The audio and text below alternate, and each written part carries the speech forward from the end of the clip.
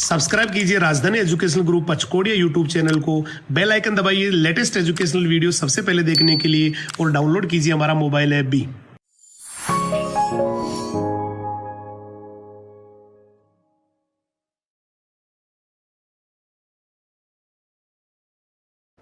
जय हिंद, जय राजधानी। कैसे हैं आप सभी? मैं हेमंत कुमार सिंह, आप सभी का बायोलॉजी मेंटर एक बार फिर से हमारे राजधानी एजुकेशनल ग्रुप के यूट्यूब चैनल पे आपका हार्दिक स्वागत करता हूं। देखिए, आज के इस लेक्चर में हम क्या स्टडी करने वाले हैं, फ्यू सेकंड्स हम ये डिस्कस कर लेते हैं। मैं आपको इस लेक्चर में ऑर्थ्रोपोडा के कुछ एक जनरल कैरेक्टर्स, जनरल फीचर्स, कुछ एक अभिलाक्षणिक गुणधर्म जो होते हैं जिसके बिहाफ पे इसके कैरेक्टर्स को डिसाइड करते हैं, उसके बारे में डिस्कस करेंगे। और after discussing the general characters of the Arthropoda हम क्या डिस्कस करेंगे, आज वापस से अगेन 20 क्वेश्चंस डिस्कस करने वाले हैं कि हमने जो प्रीवियस फाइलम को one by one in A systematic order study किया है, उसी पर्टिकुलर फाइलम से रिलेटेड जो है कुछ एक क्वेश्चंस आपके साथ डिस्कस करने वाला हूं। और क्वेश्चंस कितने हैं? मैंने कहा 20 क्वेश्चन हम डिस्कस करेंगे, ठीक है। तो पहले जो है हम स्टार्ट करते हैं ऑर्थ्रोपोडा के कुछ एक जनरल कैरेक्टर्स को स्टडी करना। मैंने प्रीवियस लेक्चर में आपको क्या करवाया था, मैंने प्रीवियस लेक्चर में ऑर्थ्रोपोडा के बेसिस ऑफ क्लासिफिकेशन के साथ साथ हमने उसके कुछ एक जनरल फीचर्स को देखा था। उसी लेक्चर को कंटिन्यू करते हैं और उसे पर्टिकुलर डिस्कस करने के बाद हम क्या डिस्कस करने वाले हैं, मैं आपको बताऊंगा 20 questions which generally belong to the all the phylums that we have already studied, ठीक है। हम ये डिस्कस करने वाले हैं। देखिए, मैं आपको वेरी फर्स्ट पॉइंट ऑर्थ्रोपोडा में बताने वाला हूं जो हमने स्टडी किया था प्रीवियस लेक्चर में भी, वहीं से ही कंटिन्यू करते हैं। अगर हम ऑर्थ्रोपोडा के जितने भी मेंबर्स होते हैं, जितने भी सदस्य इस फाइलम के होते हैं, उसके बॉडी पार्ट्स की बात करें, उसके शरीर के खंडों की बात करते हैं, तो क्या कहा जाता है, आप जानते हैं ऑलरेडी कि इसके बॉडी पार्ट्स कितने होते हैं। इसके जो है बेसिकली शरीर को जो है 3 बॉडी पार्ट्स में डिवाइड किया जाता है। बॉडी पार्ट्स कितने होते हैं? 3 होते हैं, ठीक है। तो यहां पे हम बात करने वाले हैं इसके बॉडी पार्ट्स के बारे में, ठीक है। अगर इसके शरीर के खंडों की बात करें तो यहां पर कितने खंड होते हैं?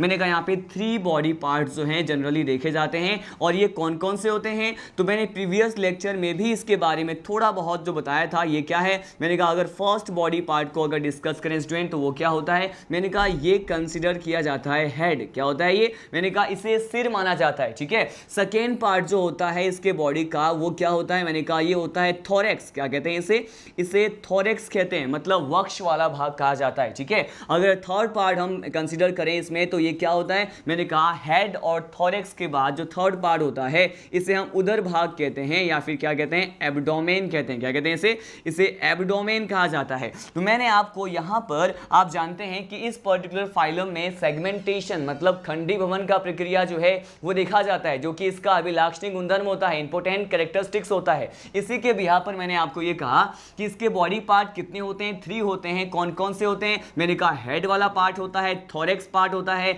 और इसके साथ साथ यहां पर क्या होता है, और एब्डोमेन पार्ट भी होता है, ठीक है। लेकिन हम यहां पे क्या डिस्कस करने वाले हैं, मैं आपको बताऊंगा कि अगर हम स्पेशली इस थोरेक्स वाले पार्ट की बात करें, जिसे हिंदी में क्या कहते हैं, वक्ष कहा जाता है, ठीक है। तो इस पर्टिकुलर पार्ट के बारे में आपको बस इतना ध्यान रखना है कि थोरेक्स को भी फर्दर हम 3 कैटेगरी में, 3 सब पार्ट्स में डिवाइड कर सकते हैं, ठीक है। और ये कौन कौन से होते हैं, मैंने कहा इसको मैं अगेन डिवाइड करता हूं किसमें, थोरेक्स वाले पर्टिकुलर पार्ट को हम डिवाइड कर सकते हैं 3 सब कैटेगरीज में। और वो कौन कौन से होते हैं? ये होते हैं प्रोथोरेक्स। क्या होते हैं? ये होता है प्रोथोरेक्स, ठीक है। तो हमने लिया फर्स्ट पार्ट थोरेक्स का, वो क्या है, प्रोथोरेक्स। प्रोथोरेक्स के बाद जो होता है बीच वाला पर्टिकुलर पार्ट जो होता है थोरेक्स का, इसे क्या कहते हैं, इसे कहा जाता है मीजोथोरेक्स। क्या कहते हैं इसे मीजोथोरेक्स कहते हैं, ठीक है। और लास्ट जो पार्ट होता है थोरेक्स का, थर्ड पार्ट जिसे हम कंसीडर कर रहे हैं, ये कौन सा होता है, it is known as metathorax. क्या कहते हैं इसे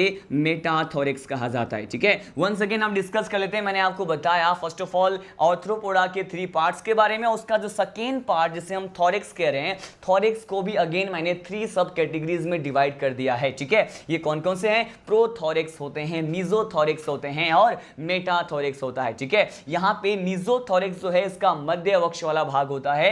प्रोथोरेक्स को हिंदी में कहते हैं अग्र वक्ष वाला भाग, और मेटाथोरेक्स जो होता है वो पश्च वक्ष वाले भाग को रिप्रेजेंट करता है, ठीक है। अब यहां पे हम डिस्कस करने वाले हैं एब्डोमेन पार्ट के बारे में। यहां पे एब्डोमेन के बारे में हमें क्या स्टडी करना है, हमने थोरेक्स को तो डिवाइड कर दिया आगे फर्दर, लेकिन क्या ऐसा कोई पर्टिकुलर मेंबर है जिसमें आगे हम पर्टिकुलर उस मेंबर के एब्डोमेन पार्ट मतलब उदर वाले वाले भाग को भी क्या हम उसको आगे फर्दर डिवाइड कर सकते हैं, मैं आपको ये बताने वाला हूं। देखिए अगर हम इसके एब्डोमेन पार्ट की बात करते हैं, उदर वाले भाग की बात करते हैं, तो अगेन इसको हम कितने खंडों में, कितने सेगमेंट्स में, कितने पार्ट्स में डिवाइड कर सकते हैं। यहां पर हम इसको 10 सेगमेंट में, या फिर इसको हम 10 सेगमेंट में, या फिर 10 पार्ट्स में जो है 10 खंडों में डिवाइड कर सकते हैं। लेकिन ये इस पर्टिकुलर किस स्पीसीज की यहाँ पे हम बात कर रहे हैं जिसके एब्डोमेन वाले पार्ट को हम 10 खंडों में विभाजित कर सकते हैं। तो ये जो स्पीसीज होता है स्टूडेंट, इसे हम कहते हैं क्या, इसे कहते हैं कॉकरोच। क्या कहते हैं इसे?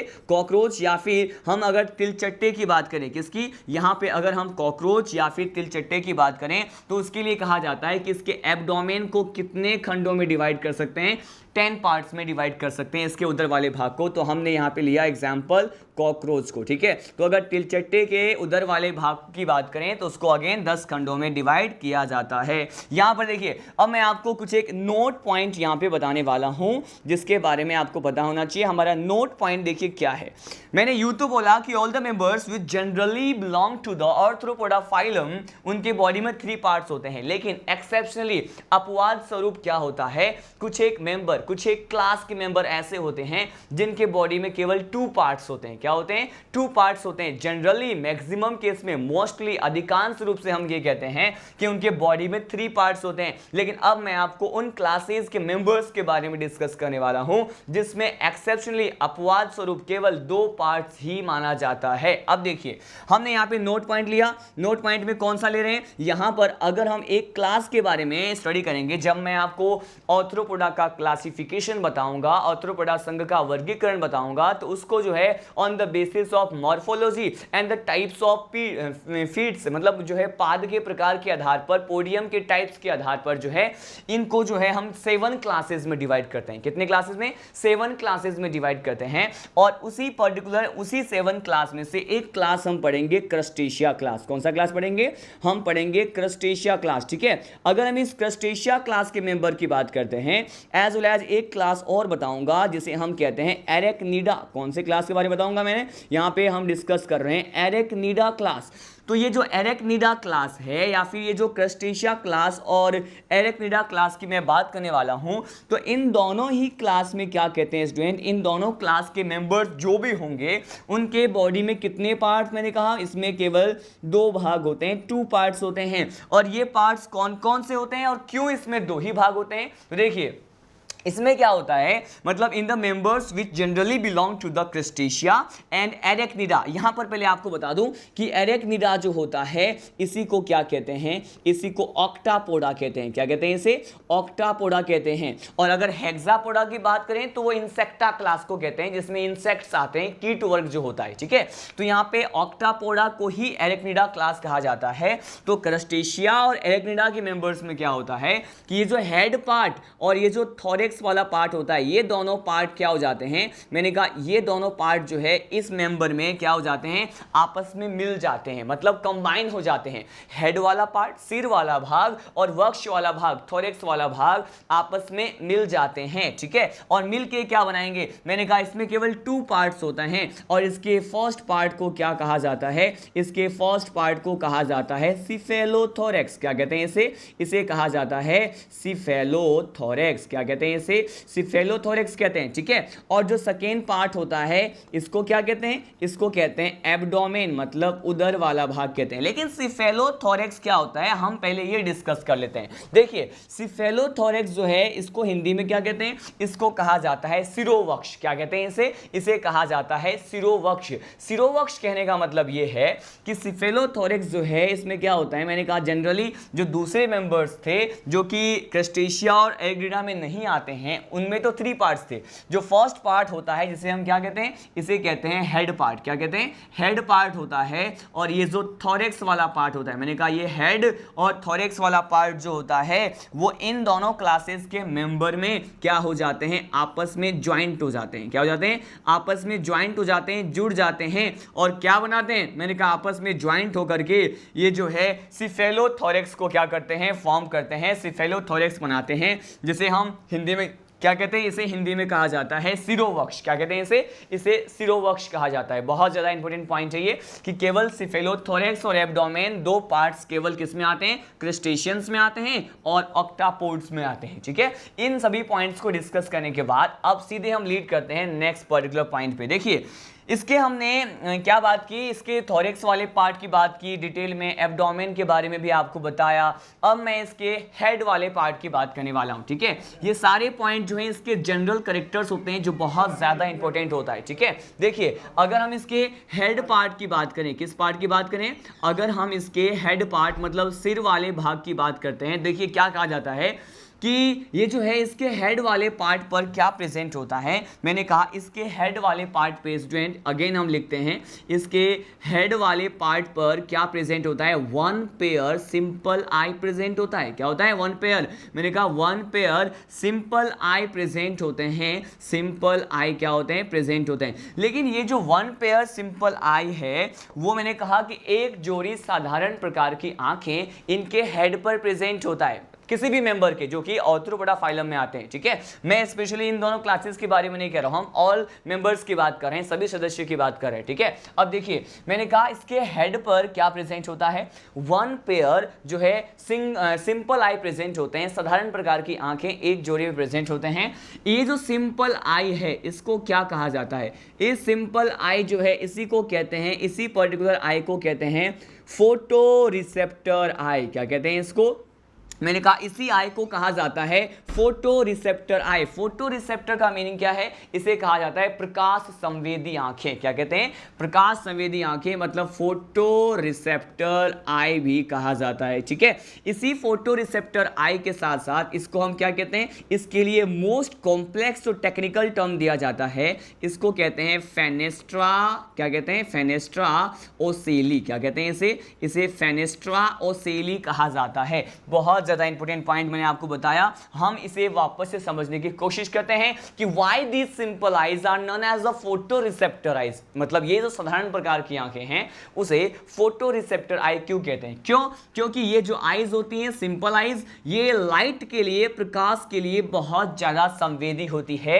It is most sensitive towards the light. मैंने कहा ये प्रकाश के लिए क्या होती है, संवेदी प्रकार की होती है, सेंसिटिव होती है। तो मैंने यहां पे एक पॉइंट लिख दिया, it is sensitive towards, it is sensitive towards which, मैंने कहा towards light। ये प्रकाश के लिए क्या होते हैं, मैंने कहा ये प्रकाश के लिए संवेदी प्रकार के होते हैं। कैसे होते हैं, प्रकाश के लिए संवेदी प्रकार के होते हैं। ठीक है, और इसीलिए इसे क्या कहते हैं, फोटो रिसेप्टर आई भी कहा जाता है। लेकिन अब क्वेश्चन ये है, क्या इस तरह के आई से, इस तरह के सिंपल आई से क्या यहां पर किसका फॉर्मेशन होगा, क्या यहां पर प्रतिबिंब का निर्माण होगा, इमेज का फॉर्मेशन होगा क्या। तो ये कहा जाता है कि यहां पर इमेज का फॉर्मेशन नहीं होता है। मैंने कहा ये जो सिंपल आई है वो इमेज के फॉर्मेशन के लिए बिल्कुल भी रिस्पॉन्सिबल नहीं होते। मैंने कहा किसके फॉर्मेशन के लिए रिस्पॉन्सिबल नहीं है, मैंने कहा इमेज के फॉर्मेशन के लिए, प्रतिबिंब के निर्माण के लिए ये रिस्पॉन्सिबल नहीं होते हैं। ठीक है,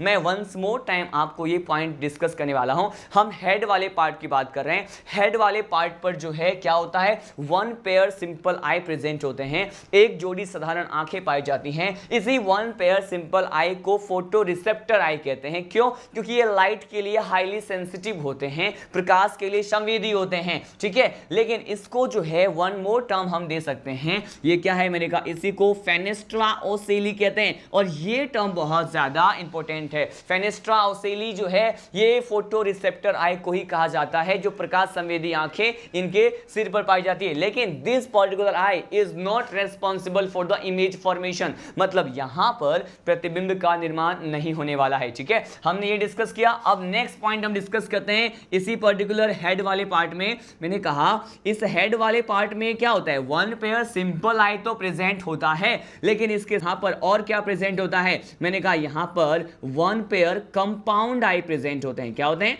मैंने कहा वन पेयर कंपाउंड आई, संयुक्त प्रकार के जो नेत्र होते हैं वो भी भी यहाँ पे पाए जाते हैं। और अगर ये वन पेयर कंपाउंड आई की बात करते हैं तो यहाँ से प्रीवियस नीट एग्जाम में डायरेक्टली क्वेश्चन आया था कि ये जो ऑर्थ्रोपोड्स होते हैं इनमें जो कंपाउंड आई प्रेजेंट होता है वो बेसिकली किस यूनिट से बने होते हैं। कंपाउंड आई संयुक्त नेत्र की इकाई क्या होती है। देखिए यहाँ पर वन पेयर कंपाउंड आई प्रेजेंट तो होता है, लेकिन इसके जो यूनिट होते हैं इस यूनिट को, इसके इकाई को क्या कहा जाता है, इसे कहते हैं ओमेटिडियम। क्या कहते हैं इसे कहा जाता है ओमेटिडियम। क्या कहते हैं, ओमेटिडियम कहते हैं। मतलब ये ओमेटिडियम वो इकाई है बेसिकली जिसके बारे में क्या कहा जाता है कि ओमेटिडियम इकाई से ही क्या बने होते हैं, इसका कंपाउंड आई जो है बना होता है।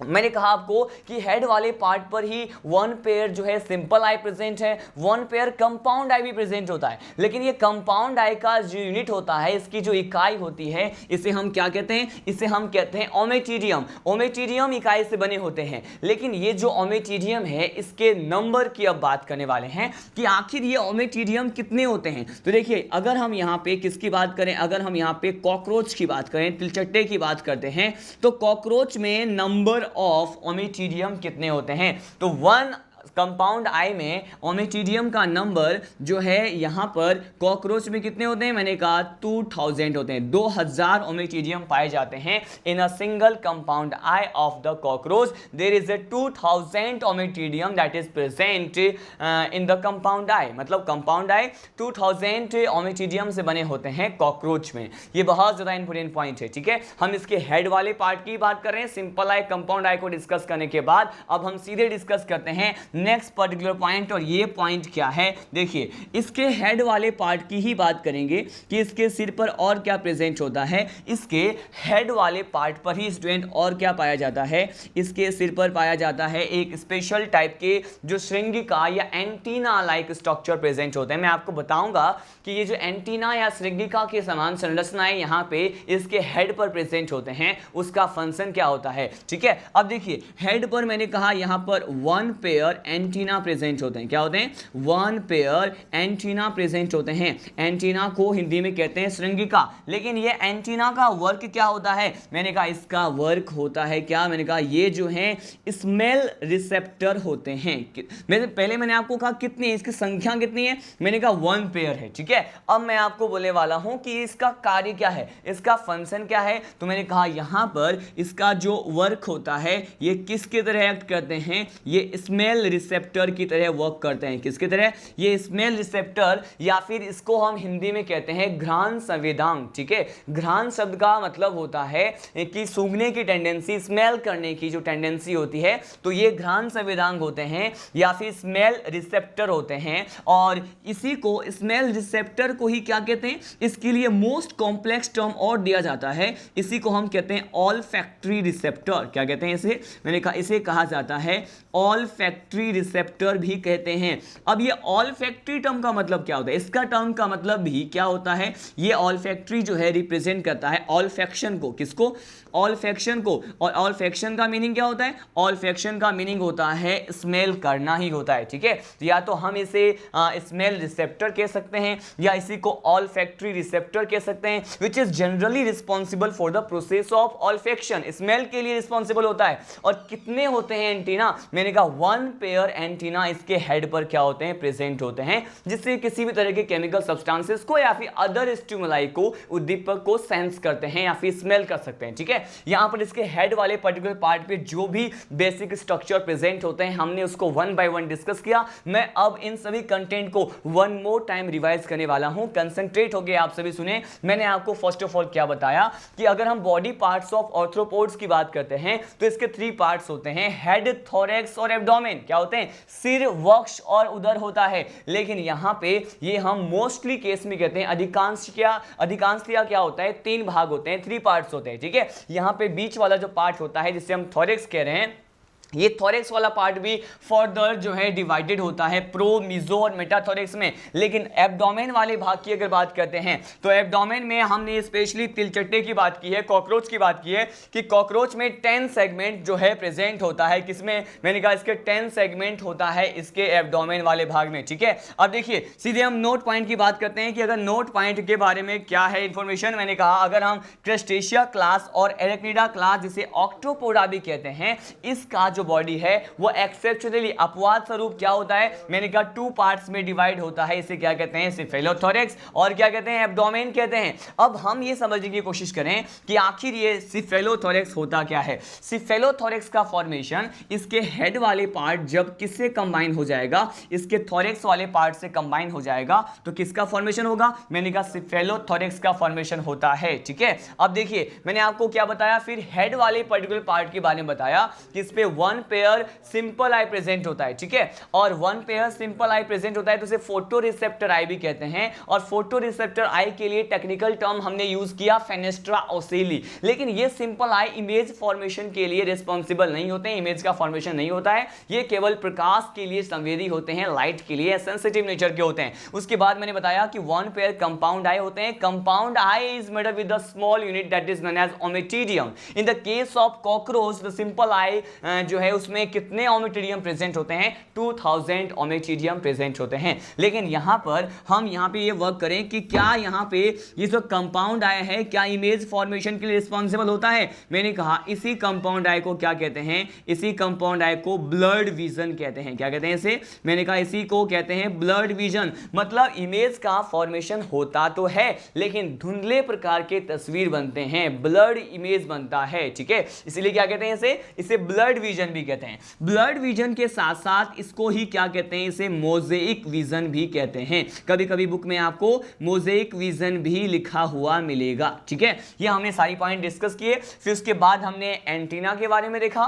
एंटीना जो है 1 पेयर होता है इसके हेड पर, इसमें रिसेप्टर होते हैं, ऑल फैक्ट्री रिसेप्टर होते हैं जो कि ऑल फैक्शन घ्राण संवेदांग होते हैं। इन सभी कैरेक्टर के बाद हम जो है ऑर्थ्रोपोडा में क्या स्टडी करते हैं, इसके लाइफ प्रोसेसेस के बारे में, डाइजेशन, रेस्पिरेशन, सर्कुलेशन, एक्सक्रीशन कैसे होता है। ठीक है, लेकिन उससे पहले मैं आपको क्या बताने वाला हूं, हम इस पर्टिकुलर ऑर्थ्रोपोडा के जनरल कैरेक्टर्स में आज इतना ही स्टडी करेंगे। क्यों, क्योंकि अब जो है हम डिस्कस करने वाले हैं 20 क्वेश्चंस जिसको आपको जो है बिल्कुल कंसंट्रेशन के साथ आंसर करना है। सीधे लीड करते हैं कि हमारे पास वो 20 क्वेश्चंस कौन से हैं जिसे हम आज डिस्कस करने वाले हैं। ये क्वेश्चन जो है मैक्सिमम ऐसे क्वेश्चन मिलेंगे इन 20 क्वेश्चंस में आपको जो किससे बिलोंग करेंगे, मैंने कहा जो एसके हेलमिंथेस के साथ साथ एनिलिडा से बिलोंग करते हैं। लेकिन कुछ एक क्वेश्चन जो है आपको टिनोफोरा के मिलेंगे, कुछ क्वेश्चंस प्लेटी हेलमिंथेस के भी मिलेंगे, कुछ क्वेश्चंस स्पंज के भी मिलेंगे। क्यों, क्योंकि इन सभी फाइलम को आपस में इंटर रिलेट करके स्टडी करना मोस्ट इजियर होता है। अगर हम हर फाइलम के कैरेक्टर को अलग अलग स्टडी करें तो it will consume more time, बहुत ज़्यादा टाइम लगेगा। इसीलिए यहाँ पे सारे जो हैं फाइलम के क्वेश्चन मैंने यहाँ पे कलेक्टिवली आपके सामने लिए हैं और इसमें से देखिए हम डिस्कस करने वाले हैं वेरी फर्स्ट क्वेश्चन। ये क्या है देखते हैं। यहाँ पे देखिए फर्स्ट क्वेश्चन जो आपको दिखाई दे रहा है, पहले हम पढ़ते हैं यहाँ पे क्या है। फर्स्ट क्वेश्चन है विच ऑफ द, मैंने कहा ये क्या है, विच ऑफ द स्पीसीज जो है, which of the following has not been correctly classified. यहां पे क्वेश्चन पूछा हुआ है। फर्स्ट क्वेश्चन क्या है हमारा कि यहां पे 4 ऑप्शन दिए हुए हैं और हमसे ये पूछ रहा है कि इन 4 ऑप्शन में से कौन सा पर्टिकुलर ऑप्शन ऐसा है जो करेक्टली मैच नहीं है। जो क्या नहीं है, मैंने कहा जो करेक्टली मैच नहीं है। ठीक है, अब ये देखते हैं इसका फर्स्ट ऑप्शन जो है, इसके कौन क्या दिया हुआ है, मैंने कहा ये है ओलिगोकीटा। क्या है ये, मैंने कहा ये है ओलिगोकीटा। ओलिगोकीटा का बताया हुआ है फेरेटिमा के साथ, किसके साथ, फेरेटिमा के साथ बताया हुआ है। ठीक है, और सेकेंड ऑप्शन जो आपके पास है ये है पॉलीकीटा जिसमें ऑप्शन दिया हुआ है क्या, एफ्रोडाइट। थर्ड ऑप्शन है हिरोडिनिया जिसमें बताया हुआ है पेंटोपडेला। और फोर्थ ऑप्शन जो है ये है डिमोस्पंजी जिसमें क्या दिया हुआ है, साइकन दिया हुआ है। ये 4 ऑप्शन आपके पास दिए हुए हैं, आपको बताना है कि कौन सा ऑप्शन जो है आपके अकॉर्डिंग जो है एप्रोप्रिएट आंसर कंसीडर किए जाएंगे। मैं वन मोर टाइम रिवाइज करने वाला हूं कि यहां पे क्वेश्चन पूछा है कि which of the following has not been classified correctly, मतलब कौन से ऐसे ऑप्शन हैं जिसको सही से मैच नहीं किया गया है। ठीक है, मैं उम्मीद करता हूं आपने आंसर दे दिया होगा कमेंट बॉक्स में। हम यहां पे डायरेक्टली डिस्कस करते हैं कि यहां पे करेक्ट आंसर जो है वो क्या होना चाहिए। देखिए यहां पे 1 बाय 1 सभी ऑप्शन की बात करते हैं। यहां पर देखिए फर्स्ट ऑप्शन को देखें। फर्स्ट ऑप्शन में क्या है, ओलिगोकीटा। ओलिगोकीटा को हमने किस में स्टडी किया था, एनिलिडा में स्टडी किया था। अब ये जो ओलिगोकीटा होता है, क्या ओलिगोकीटा में फेरेटिमा आते हैं, मैंने कहा ओलिगोकीटा में फेरेटिमा का मतलब होता है अर्थवॉर्म। मतलब फेरेटिमा पोस्टुमा जो होता है, कॉमन अर्थवॉर्म जो होता है, वो कैसे बेसिकली ओलिगोकीटा में ही आते हैं। तो ये तो ऑप्शन क्या है, बिल्कुल करेक्टली मैच है। लेकिन यहां से तो हमसे पूछ रहा है कि कौन सा करेक्टली मैच नहीं है। ठीक है, अब देखिए सेकेंड क्वेश्चन, सेकेंड ऑप्शन की ओर बढ़ते हैं।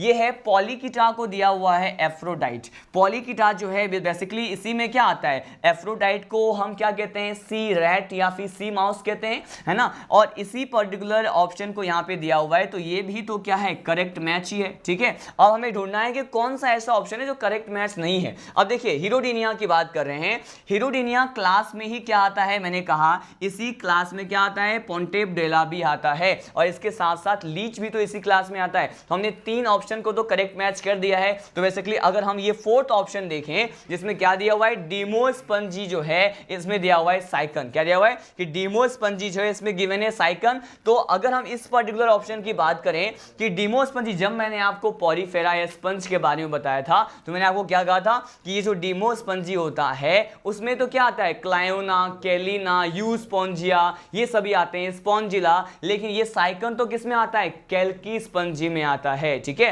तो ये स्पंज का भी ऑप्शन दे दिया था। तो ये बेसिकली क्या है, ये यहां पर जो है हमारा करेक्ट आंसर है, जो कि क्या नहीं है, मैंने कहा ये जो है परफेक्टली मैच नहीं है। यही हमारा क्या है, ओड आंसर है जिसके बारे में पूछ रहा है। तो हमारा आंसर क्या हो गया इस क्वेश्चन का, मैंने कहा ये आंसर हो गया हमारा, फोर्थ आंसर हो गया डीमोस्पंजी। क्यों, क्योंकि demospongiae is a class of Porifera, ठीक है। लेकिन इसमें मैंने कहा स्पंज तो है लेकिन इसमें साइकन तो आता ही नहीं है, ठीक है। इसमें साइकन नहीं आता, साइकन तो कैल्की स्पंजी में आता है, कैलकेरिया में आता है। चलिए अब सीधे लीड करते हैं हमारे नेक्स्ट क्वेश्चन की तरफ। नेक्स्ट क्वेश्चन क्या है, देखिए इसमें आपसे पूछ रहा है कि excretion in the most annelid takes place by. यहां पर क्वेश्चन क्या है कि अधिकांश जो एनिलिडा के मेंबर होते हैं, एनिलिडा फाइलम के जो मेंबर होते हैं, उसमें उत्सर्जन जो है निम्न में से किसके द्वारा होगा, ठीक है। अब देखिए चार ऑप्शन है आपके पास।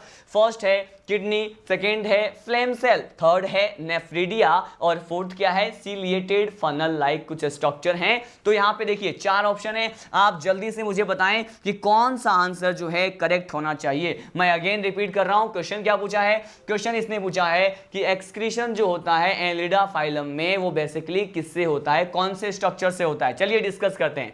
फर्स्ट ऑप्शन किडनी, किडनी तो एडवांस टाइप के कॉर्डेट्स में मिलते हैं, ठीक है, या फिर एडवांस टाइप के ऑर्गेनिज्म में देखा जाता है। किडनी तो बिल्कुल भी यहां पे पॉसिबल है ही नहीं। अगर हम सेकंड ऑप्शन की बात करते हैं फ्लेम सेल, तो आपको पता है यहां तो पूछ रहा है हमसे एनिलिडा के बारे में, ठीक है, लेकिन यहां तो दिया क्या है ऑप्शन में फ्लेम सेल। और आप जानते हैं फ्लेम सेल को ही अगर आप देखें तो इसी को क्या कहते हैं, इसी को ही कहा जाता है प्रोटोनेफ्रिडिया। क्या कहते हैं इसको, इसे प्रोटोनेफ्रिडिया भी कहते हैं। और ये जो प्रोटोनेफ्रिडिया होता है इसी को ही क्या कहते हैं, मैंने कहा इसी को ही कहा जाता है सोलेनोसाइट। क्या कहते हैं, सोलेनोसाइट कहा जाता है, ठीक है। तो फ्लेम सेल, प्रोटोनेफ्रिडिया और सोलेनोसाइट जो होता है वो बेसिकली किसका होता है, मैंने कहा किस पर्टिकुलर फाइलम का जो है एक्सक्रीटरी स्ट्रक्चर होता है। ये तो प्लेटीहेल्मिन्थीज में हमने पढ़ा था। कहां पढ़ा था हमने, ये जो है प्लेटीहेल्मिन्थीज में पढ़ा था। लेकिन यहां पूछ किससे रहा है, पूछ पर्टिकुलर किस फाइलम के लिए रहा है, यहां पर एनिलिडा के लिए पूछ रहा है, ठीक है। यहाँ पे तो ये ऑप्शन तो नहीं हो सकता, सेकेंड ऑप्शन भी क्या हो गया हमारा, रॉन्ग हो गया, ठीक है। यहाँ पे देखते हैं नेफ्रिडिया, ठीक है, नेफ्रिडिया ही हमारा आंसर है बिल्कुल। ये बिल्कुल नेफ्रिडिया से ही यहाँ पे क्या होता है, उत्सर्जन होता है, एक्सक्रीशन का प्रोसेस होता है। जब मैंने आपको एनिलिडा पढ़ाया था तो आपको क्या बताया था, एनिलिडा में जो है बेसिक 3 टाइप्स के क्या होते हैं, नेफ्रिडिया होते हैं। कितने टाइप्स के होते हैं, मैंने कहा ये भी 3 टाइप्स के होते हैं। कौन कौन से होते हैं, मैंने आपको ये भी बताया था, हमने यहाँ पे बात की थी सेप्टल नेफ्रिडिया के बारे में। उसके बाद मैंने कहा था यहाँ पे एक नेफ्रिडिया होते हैं जिसे हम क्या कहते हैं, इसे हम कहते हैं फेरिंगियल नेफ्रिडिया। क्या कहते हैं इसे फेरिंगियल नेफ्रिडिया भी कहते हैं। थर्ड जो होता है इसे हम क्या कहते हैं, इसे इंटेग्यूमेंट्री, क्या कहते हैं इसे इंटेग्यूमेंट्री नेफ्रिडिया भी कहा जाता है। इन सभी बारे में आपको बताया था कि ये जो सेप्टल और फेरिंगियल है वो एक्सक्रीशन में तो करते हैं और साथ साथ ये किसके लिए करते हैं, मैंने कहा ये ऑस्मो रेगुलेशन में भी काम आता है। किसमें काम आता है, ये ऑस्मो रेगुलेशन या परासरण नियंत्रण में भी काम आता है और साथ साथ ये किसमें काम आता है, मैंने कहा ये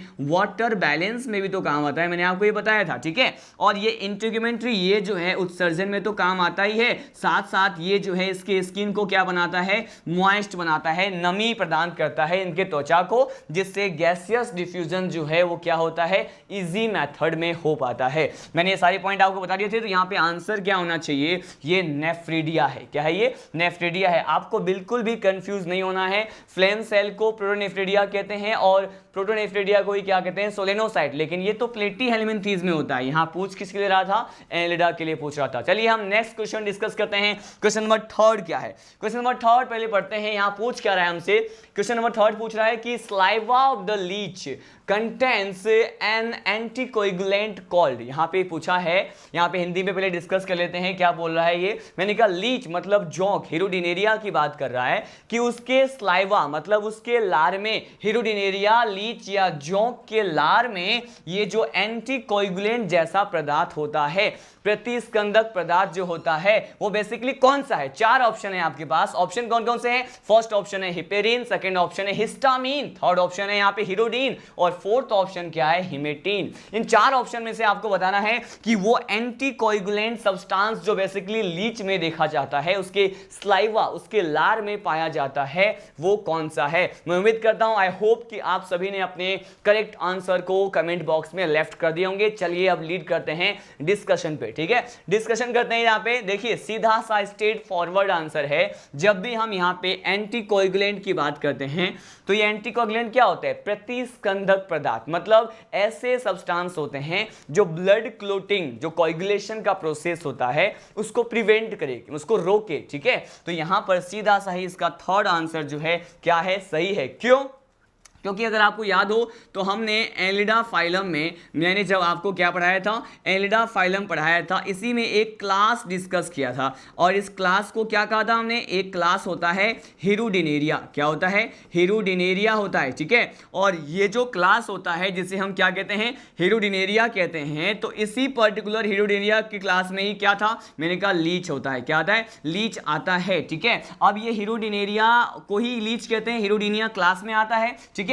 और इसी लीच के स्लाइवा में क्या था, मैंने कहा इसी लीच के स्लाइवा में क्या था, हीरोडीन जैसा कुछ एक सब्सटेंस होता है, ठीक है। और ये क्या करता है, मैंने कहा ये प्रिवेंट करता है, रोकता है किसको, मैंने कहा ये प्रिवेंट करता है ब्लड क्लोटिंग को। ये जो रक्त का थक्का बनता है उसको जो है क्या करता है, ये प्रिवेंट करता है, उसको रोकता है। हमारा आंसर क्या हो गया, फिर थर्ड क्वेश्चन का हमारा आंसर क्या हो गया, ये जो थर्ड ऑप्शन है, हीरोडीन सब्सटेंस जो है लीच के स्लाइवा में देखा जाता है, ठीक है। हमने डिस्कस कर लिया। चलिए सीधे नेक्स्ट क्वेश्चन की तरफ लीड करते हैं। क्वेश्चन नंबर 4, क्वेश्चन नंबर 4 देखते हैं इसने क्या पूछा है। क्वेश्चन नंबर 4 में, क्वेश्चन नंबर 4 है the characteristic feature of the Ctenophora. मतलब ये पूछ रहा है कि टिनोफोरा फाइलम जो हमने स्टडी किया था, इस टिनोफोरा फाइलम में पाए जाने वाले कौन से ऐसे इंपॉर्टेंट फीचर होते हैं, कैरेक्टरिस्टिक्स फीचर जो होते हैं यहां पे देखा जाता है इस फाइलम में, ठीक है। चलिए हम ऑप्शन को रीड करते हैं। आपके पास चार ऑप्शन है। फर्स्ट ऑप्शन क्या है, presence of the 8 comb plate for the locomotion, मतलब गमन के लिए पाए जाने वाले 8 प्रकार के कॉम्ब प्लेट, ठीक है। सेकंड ऑप्शन क्या है, अब्सेंस ऑफ द निमेटोसिस्ट, मतलब यहां पे किसका नहीं पाया जाना, निमेटोसिस्ट का नहीं पाया जाना। थर्ड ऑप्शन है प्रेजेंस ऑफ कोलोब्लास्ट और lasso cell on the tentacles of for the capturing the food. यहां पे क्या पूछा है, यहां पे जो थर्ड ऑप्शन दिया हुआ है इसने, ये दिया हुआ है कि प्रेजेंस ऑफ कोलोब्लास्ट, कोलोब्लास्ट का पाया जाना या फिर इसे ही क्या कहते हैं, लेजो सेल कहते हैं, उसका पाया जाना किसके लिए, फूड को गैदर करने के लिए, उसको जो है पकड़ने के लिए, ठीक है, उसको अंतर्ग्रहण करने के लिए। और जो फोर्थ ऑप्शन दिया हुआ है ये है ऑल ऑफ द एबो, मतलब उपरोक्त सभी, ठीक है। मैं वन मोर टाइम यहां पे रीड करने वाला हूं, आप तुरंत से क्विकली इसका आंसर दें कि आपके अकॉर्डिंग इन चारों ऑप्शन में से कौन सा इंपॉर्टेंट फीचर लगता है टिनोफोरा फाइलम का। जल्द से जल्द यहां पे आंसर करें। चलिए सीधे अब डिस्कस करते हैं। बिल्कुल सिंपल सा इसके कैरेक्टर को दे दिया है और यहां पे ये क्वेश्चन पूछा है। देखिए अगर फर्स्ट ऑप्शन की बात करते हैं, फर्स्ट ऑप्शन को डिस्कस करने वाले हैं हम। फर्स्ट ऑप्शन में क्या है, मैंने कहा presence of 8 comb plate for the locomotion. यहां पे क्या पूछ रहा है, ये पूछ रहा है कि क्या टिनोफोरा का एक कैरेक्टर ये है फर्स्ट ऑप्शन, मतलब प्रेजेंस किसका पाया जाना, मैंने कहा कॉम्ब प्लेट का पाया जाना गति और गमन के लिए। ये तो बिल्कुल सही है, ये तो बिल्कुल एक कैरेक्टरिस्टिक फीचर तो होता है, ठीक है। लेकिन यहां पे सेकेंड ऑप्शन भी पढ़ लेते हैं, अब्सेंस ऑफ निमेटोसिस्ट। निमेटोसिस्ट तो कहां से पाया जाएगा, टिनोफोरा है, ये तो निमेटोसिस्ट किस में मिलता है, निमेटोसिस्ट टिनोफोरा में नहीं पाया जाता, मतलब ये भी पॉइंट जो है टिनोफोरा के लिए क्या है, बिल्कुल करेक्ट है। अब सीधे थर्ड ऑप्शन की ओर बात करते हैं, प्रेजेंस ऑफ कोलोब्लास्ट। मैंने जब आपको टिनोफोरा में प्लूरोब्रेकिया का डायग्राम बताया था तो मैंने टेंटिकल्स बताए थे, ठीक है। स्टेटोसिस्ट जो है 2 टेंटिकल्स निकले थे और स्पर्शांक जो होते हैं वो टेंटिकल्स जो होते हैं उसी पर तो ये कोलोब्लास्ट और लेजोसेल प्रेजेंट होता है। और ये जो लेजोसेल से से क्या हुआ था, मैंने कहा इसी लेजो सेल से क्या होते हैं, कुछ एक सब्सटेंस रिलीज होते हैं। यहाँ पर क्या होते हैं, कुछ एक सब्सटेंस रिलीज होते हैं, और वो जो सब्सटेंस होता है वो क्या करता है, मैंने कहा ये जो सब्सटेंस जो रिलीज होते हैं इसको पर्टिकुलर क्या करता है, सबस्ट्रेटम से मतलब आधार से चिपकाने में क्या करता है, हेल्प करता है। इसको सबस्ट्रेटम से चिपकाने में क्या करने वाला है, हेल्प करने वाला है। मतलब ये ऑप्शन भी सही है, मतलब तीनों ऑप्शन ही जब सही है तो हमारा ऑटोमेटिकली क्या हो गया आंसर, फोर्थ आंसर हो गया, जिसमें बेसिकली क्या दिया हुआ है, मैंने कहा दिया हुआ है ऑल ऑफ द अबव, मतलब ऊपर के तीनों ऑप्शन क्या हैं, बिल्कुल सही हैं। चलिए लीड करते हैं क्वेश्चन नंबर 5 की तरफ। क्वेश्चन नंबर 5 क्या है, देखिए क्वेश्चन नंबर 5 को पहले रीड करते हैं। पूछ क्या रहा है, पूछ रहा है कि कॉम्ब जेलीज और सी वॉलनट बिलोंग, ठीक है, यहां पूछ रहा है कि ये जो कॉम्ब जेली होते हैं या फिर सी वॉलनट जो होता है, सी वॉलनट को क्या कहते हैं, सी वॉलनट को कहते हैं समुद्री अखरोट, जो है वो किस संघ से संबंधित है। 4 ऑप्शन है आपके पास। फर्स्ट ऑप्शन है सिलेंट्रेटा, सेकंड ऑप्शन है टिनोफोरा, और थर्ड ऑप्शन है मोलस्का, और फोर्थ क्या है, इकाइनोडर्मेटा। बिल्कुल बेसिक सा क्वेश्चन है, जो है बिल्कुल सिंपल सा क्वेश्चन है, आप जल्द से जल्द इसको आंसर करें। सिंपल सा क्वेश्चन है, पूछा है कि समुद्री अखरोट सी वॉलनट जो है वो किस फाइलम से बिलोंग करता है। चलिए डिस्कस करते हैं। मैं उम्मीद करता हूं आपने आंसर जो है लेफ्ट कर दिए होंगे। सीधे हम डिस्कशन पे आते हैं। फर्स्ट ऑप्शन जो दिया हुआ है ये है सिलेंट्रेटा। सिलेंट्रेटा का तो सी वॉलनट नेम जो है होता ही नहीं है, सिलेंट्रेटा को तो निडेरिया कहते हैं, क्योंकि इसमें निडोब्लास्ट और निमेटोब्लास्ट जो है सेल प्रेजेंट होते हैं, ठीक है। अगर हम यहाँ पे टिनोफोरा की बात करें तो टिनोफोरा में ही तो मैंने आपको बताया था, इसी को ही क्या कहते हैं, इसी को ही कहते हैं सी वॉलनट या फिर कॉम्ब जेली, ठीक है। क्योंकि यहां पर देखिए टिनोफोरा में ये एक चीज और बताया था मैंने कि ये जो टिनो टर्म होता है उसका मीनिंग क्या होता है, टिनो टर्म का मतलब होता है कॉम्ब प्लेट। क्या होता है, कॉम्ब प्लेट होता है। और फोरा टर्म का मीनिंग क्या होता है, फोरा का मतलब होता है होल्ड करना। तो ये भी एक कैरेक्टर उभर के आता है टिनोफोरा का, वो क्या है, मैंने कहा ये जो टिनोफोरा का मीनिंग ही क्या होता है, कोल्ड प्लेट को जो है, कॉम्ब प्लेट जो होते हैं, जो 8 इन नंबर होते हैं, 8 होते हैं, उसको होल्ड करना, उसको जो क्या करना, उसको धारण करना। और इसी पर्टिकुलर टिनोफोरा का ही कॉमन नेम क्या होता है, मैंने कहा ये होता है सी वॉलनट। तो हमारा आंसर क्या हो गया, ये हो गया ऑप्शन नंबर 2। कौन से क्वेश्चन का, मैंने कहा 5th क्वेश्चन का। बिल्कुल स्ट्रेट फॉरवर्ड क्वेश्चन था, यहाँ पे बिल्कुल सिंपल क्वेश्चन था। अब डायरेक्टली लीड करते हैं क्वेश्चन नंबर 6 की तरफ। क्वेश्चन नंबर 6 क्या है, पहले लीड करते हैं। ये पूछ रहा है हमसे the characteristic larva of the Ctenophora. Again यहाँ पे क्वेश्चन टिनोफोरा का ही है, और क्वेश्चन क्या पूछ रहा है कि लार्वल स्टेज क्या होता है टिनोफोरा फाइलम में, ठीक है। 4 ऑप्शन दिए हुए हैं। फर्स्ट क्या है, सीडिपीड है, सेकेंड क्या है, वेलिगर लार्वा, ठीक है, थर्ड है नोप्लियस लार्वा, और फोर्थ क्या है, ट्रोकोफोर लार्वा। आपको बताना है कि ये जो टिनोफोरा फाइलम है उसमें इन चारों ऑप्शन में से कौन सा ऑप्शन जो है आपको करेक्ट लगता है। देखिए यहां पर अगर हम इस पर्टिकुलर टिनोफोरा की बात करें तो उसमें लार्वल स्टेज जो दिए हुए हैं, यहां पर कौन सा ऑप्शन आपको सही लग रहा है, सीधे यहां पे डिस्कस करते हैं। ये देखिए, मैं अगर किसकी बात करूं, सीधे फर्स्ट ऑप्शन की बात करूं, सीडिपीड लार्वा ही वो लार्वा है जिसके बेसिस पे मैंने ये कहा था कि ये कहां पे प्रेजेंट होते हैं, ये टिनोफोरा में प्रेजेंट होते हैं। और अगर यहां पे सीडिपीड लार्वा प्रेजेंट है तो यहां पे हम क्या कहेंगे, टिनोफोरा में एम्ब्रियोनिक डेवलपमेंट कैसा होगा। मैंने कहा यहां पर एम्ब्रियोनिक डेवलपमेंट कैसा होता है, मैंने कहा ये due to the presence of cydippid larva यहां पे एम्ब्रियोनिक डेवलपमेंट इनडायरेक्ट टाइप का होता है। कैसा होता है, इनडायरेक्ट टाइप का होता है। चलिए नेक्स्ट क्वेश्चन की ओर बढ़ते हैं। Question number 7। क्वेश्चन नंबर 7 क्या है, क्वेश्चन नंबर 7 को पढ़ते हैं। यहां पूछा है कि सिस्टम इज कॉमनली कॉल्ड, कोई एक स्पीसीज दे दिया है जिसका नाम क्या है, सिस्टम, और ये पूछ रहा है कि सिस्टम जो है वो किसका कॉमन नेम होता है, ठीक है। देखिए 4 ऑप्शन है आपके पास, वेनस फ्लावर बास्केट, ठीक है, second option brain coral, third option क्या है, वेनस गिर्डल, और फोर्थ ऑप्शन क्या है, डेड मैन्स फिंगर। इन 4 ऑप्शन में से आपको कौन सा ऑप्शन जो है बिल्कुल करेक्ट लगता है, जो कि किसका कॉमन नेम है, सिस्टम का कॉमन नेम है, ठीक है। बहुत इजी सा क्वेश्चन है। पहले आप ये सोचें कि ये सिस्टम जो है हमने किस फाइलम में स्टडी किया था, उसके बाद क्लासेस और उसके कॉमन नेम के बारे में सोचना है, ठीक है।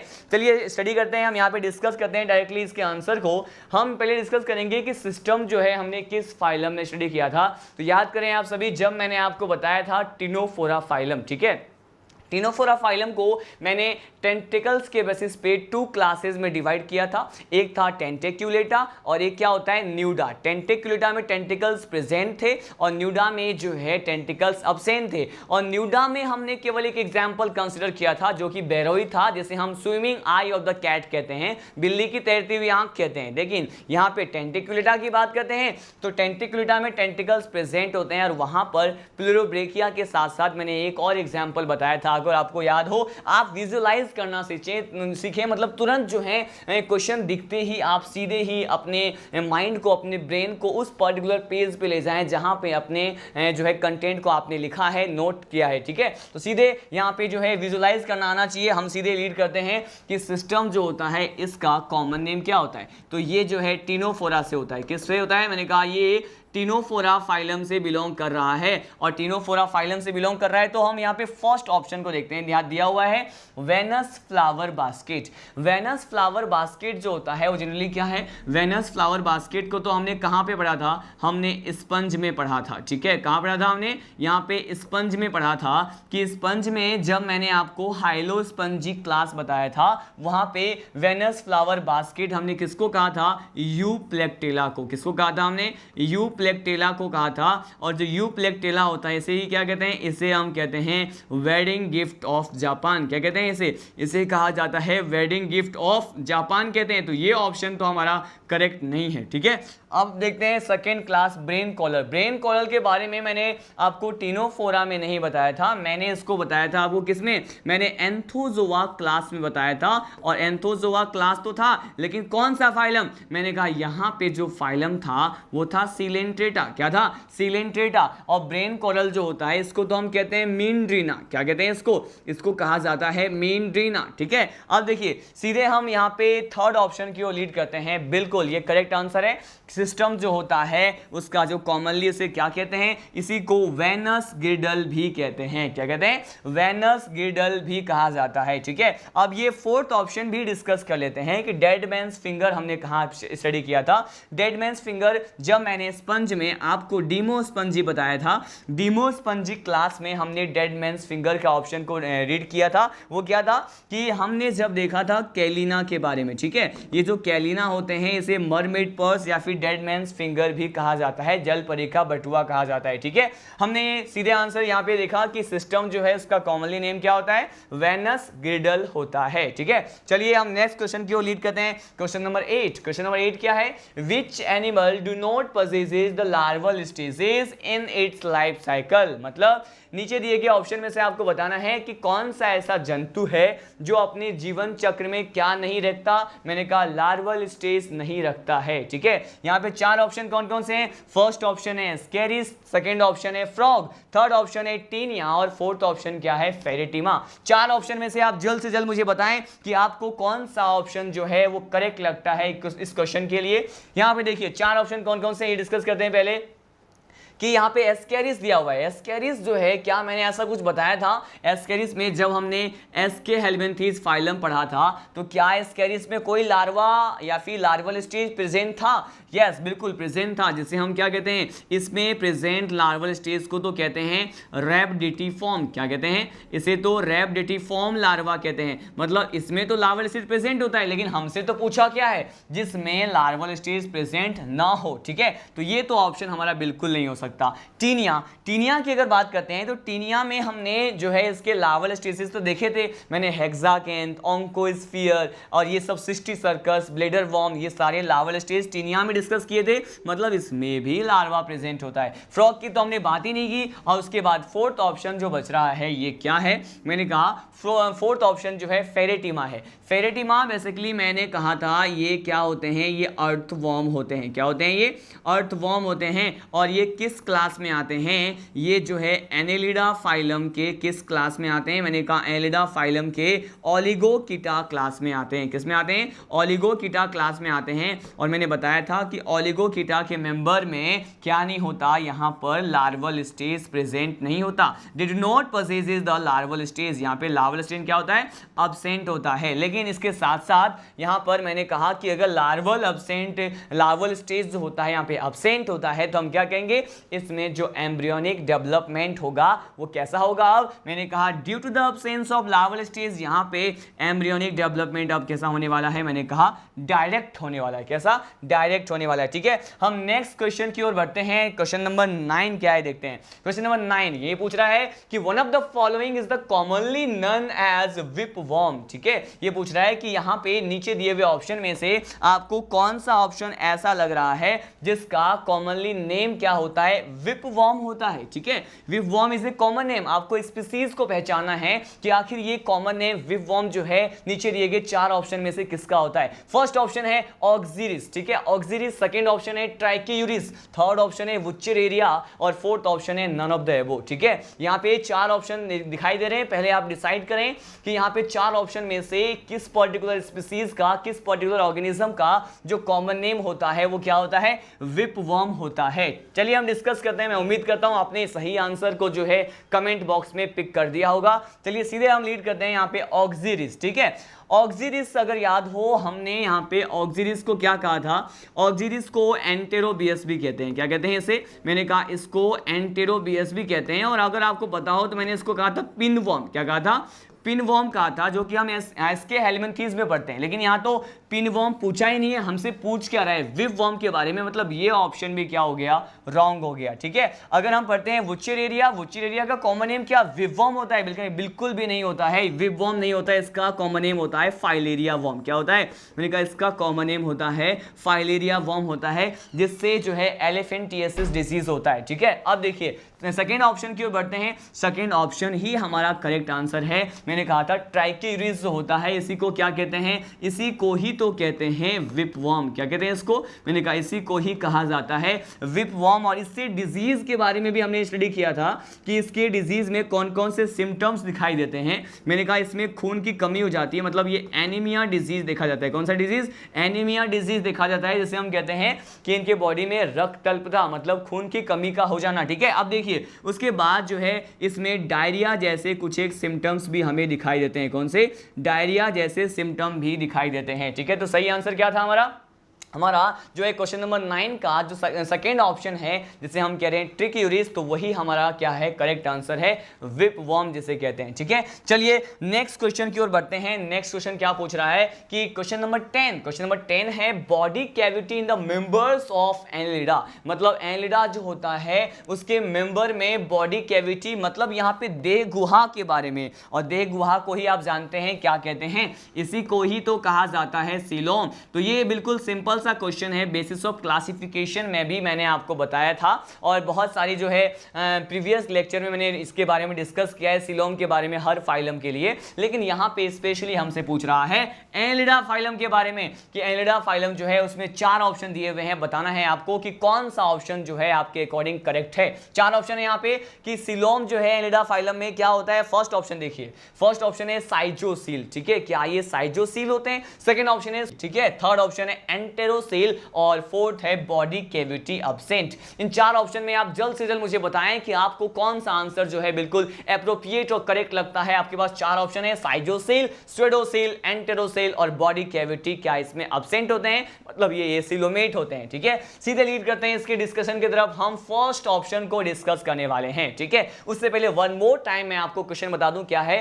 क्वेश्चन पूछ रहा है कि एनिलिडा जो है उसके किस मेंबर में बॉडी कैविटी, मतलब होता क्या है? देह गुहा एनिलिडा में कैसे होता है? मेंबर्स ऑफ एनिलिडा फाइलम में देखिए यहां पर दिया हुआ है साइजोसील। ठीक है, साइजोसील जो होता है, मैं इसके बारे में बताना चाहूंगा कि साइजोसील जो है एक इस तरह का सीलोम होता है जो यूसिलोमेट तो होता है, ट्रू टाइप का सीलोम तो होता है, लेकिन इसमें हम क्या कहते हैं कि साइजोसील का जो फॉर्मेशन होता है, इसका निर्माण जो होता है वो एलिमेंट्री कैनाल के अनियमित रूप से फटने से होता है, इरेगुलर बेसिस पे फट जाने से, बर्स्ट हो जाने से होता है। ठीक है, और यही हमारा करेक्ट आंसर है। मैंने कहा ये जो साइजोसील होता है यही हमारा करेक्ट आंसर है। लेकिन हम पहले ये भी डिसाइड करें कि बाकी ये तीनों ऑप्शन क्यों नहीं करेक्ट हुए, मतलब इसके जो है रॉन्ग होने के पीछे भी रीजन को हम डिस्कस करते हैं एज यू नो। तो यहाँ पे देखिए स्वेडोसील की बात करते हैं, मतलब जो है असत्य या कूट प्रकार की गुहा, तो अपन जानते हैं किसमें होता है, केवल एक ही फाइलम में होता है। और ये क्या है, ये होते हैं एस्क हेलमिंथीज, क्या होते हैं, राउंड वर्म होते हैं जिसमें स्वेडोसीलोम प्रेजेंट होते हैं। उसके बाद थर्ड ऑप्शन क्या है, एंटेरोसीलोम।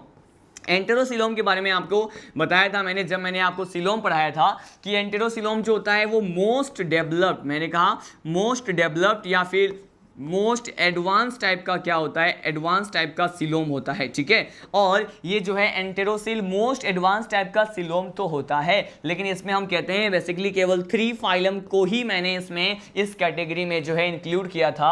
और वो कौन कौन सा था, मैंने आपको बताया था पहले इकाइनोडर्मेटा के बारे में, फिर हेमिकॉर्डेटा के बारे में, और साथ साथ हमने यहाँ पे कॉर्डेटा फाइलम को जो है एंटेरोसिल कंसीडर किया था, ठीक है। अगर हम फोर्थ ऑप्शन की बात करें तो body cavity absent, body cavity absent मतलब ये कैसे हो गए, ये एसिलोमेट हो गए। क्या ये पॉसिबल है कि मैंने कहा कि एनिलिडा जो होता है इसमें तो बॉडी वॉल में क्या बन चुका है, अब तक यहाँ पे मेसोडर्म बन चुका है। अगर मेसोडर्म है, अगर ये ट्रिप्लोब्लास्टिक होते हैं तो मेसोडर्म में ही तो ट्रू टाइप के सिलोम का फॉर्मेशन होगा। तो मेसोडर्म है तो यहाँ पे ट्रू टाइप का सिलोम प्रेजेंट होता है, और ट्रू टाइप के सिलोम में भी क्या होता है, मैंने कहा साइजोसील होता है। लेकिन यहाँ पर हमने एक एक्सेप्शन भी तो पढ़ा था, उसे भी हम यहाँ पे डिस्कस करते हैं। इसके एक्सेप्शन में मैंने आपको क्या बताया था, इसके एक्सेप्शन में मैंने आपको बताया था कि यहाँ पर अपवाद होता है एक क्लास जिसे हम क्या कहते हैं, इसे हम कहते हैं क्रिस्टेशिया। क्या कहते हैं, क्रिस्टेशिया कहते हैं। क्रिस्टेशिया में जो है एक्सेप्शनली क्या होता है, क्रिस्टेशिया में भी स्पेशली हम किसकी बात करते हैं, मैंने कहा यहाँ पर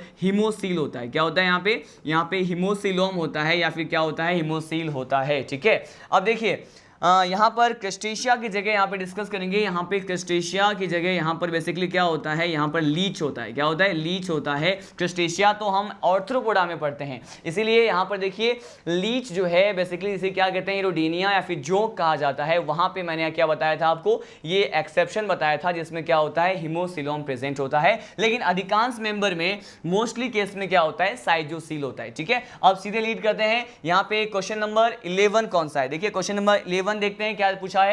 क्वेश्चन नंबर 11 में दिया हुआ है कि animals of which phylum exhibit tube with in tube structure. मतलब यहाँ पे बॉडी जो है, बॉडी जो है इसमें बॉडी प्लान में जो हमने पढ़ा था कि बॉडी प्लान में क्या डिस्कस किया था, बॉडी प्लान में हमने basic 3 types of body plan के बारे में डिस्कस किया था। कौन कौन से, सेल एग्रीगेट, ठीक है, उसके बाद ब्लाइंड से, उसके साथ साथ मैंने आपको बताया था ट्यूब विद इन ट्यूब। वही tube with in tube type का बॉडी प्लान जो है ये पूछ रहा है हमसे। 4 ऑप्शन दिए हुए हैं। फर्स्ट ऑप्शन क्या है, सिलेंट्रेटा। सेकंड ऑप्शन क्या है, मैंने कहा प्लेटीहेल्मिन्थीज। थर्ड ऑप्शन है सिस्टोडा, और फोर्थ ऑप्शन क्या है, एनेलिडा, ठीक है। ये 4 ऑप्शन आपको दिखाई दे रहे हैं। और क्वेश्चन क्या पूछ रहा है कि यहाँ पे tube with in tube type का जो है बॉडी प्लान जो है किस पर्टिकुलर फाइलम से रिलेटेड है और उससे संबंधित है। देखिए फर्स्ट ऑप्शन अगर हम सिलेंट्रेटा की बात करें तो सिलेंट्रेटा में तो ट्यूब विद इन ट्यूब होता ही नहीं है। मैंने कहा इसमें तो क्या होता है, इसमें तो ब्लाइंड सेक होता है। क्या होता है, ब्लाइंड सेक, अंधकोश प्रकार का होता है, ठीक है।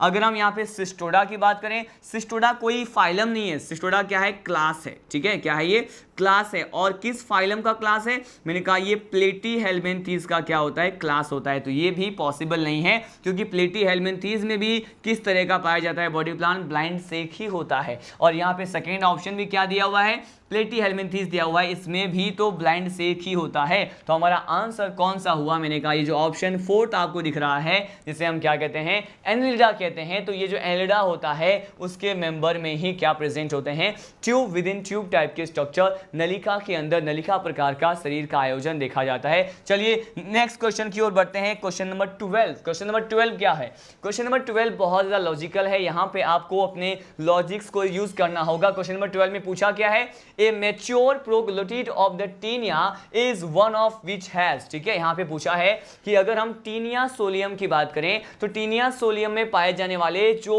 परिपक्व प्रकार के कूटखंड होते हैं, मैच्योर प्रोग्लोटिड होता है, उसके लिए कौन सा स्टेटमेंट जो है सही दिया हुआ है। देखिए फर्स्ट स्टेटमेंट दिया हुआ है, first option only female reproductive organ, ठीक है। सेकंड ऑप्शन क्या है, both female as well as the male reproductive organ. Third option क्या है, only eggs and degenerated reproductive organs. और फोर्थ में क्या दिया हुआ है, हेक्साकैंथ एम्ब्रियो। आप क्विकली मुझे आंसर करें कि यहाँ पे जो है आपके अकॉर्डिंग कौन सा स्टेटमेंट जो है, कौन सा ऑप्शन इस क्वेश्चन के लिए, इस गिवन क्वेश्चन के लिए टीनिया सोलियम के जो है मैच्योर प्रोग्लोटिड के बारे में, मतलब परिपक्व प्रकार के जो खंड होते हैं उसके लिए बिल्कुल करेक्ट दिया हुआ है।